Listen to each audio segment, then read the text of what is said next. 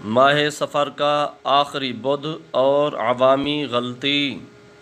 حضرت علامہ مفتی امجد علی اعظمی رحمۃ اللہ تعالی علیہ فرماتے ہیں، ماہ سفر کا آخری چہارشنبہ یعنی آخری بدھ ہندوستان میں بہت منایا جاتا ہے۔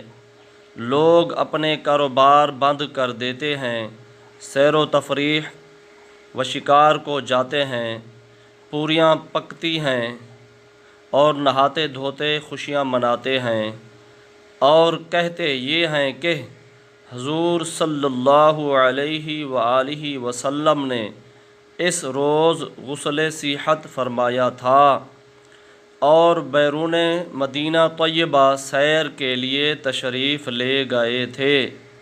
یہ سب باتیں بے اصل ہیں، بلکہ ان دنوں میں حضور اکرم صلی اللہ علیہ وآلہ وسلم کا مرض شدت کے ساتھ تھا۔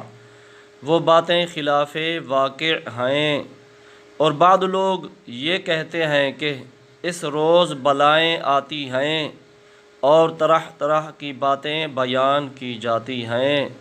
سب بے ثبوت ہیں، بلکہ حدیث کا یہ ارشاد لا سفر یعنی سفر کوئی چیز نہیں ایسی تمام خرافات کو رد کرتا ہے۔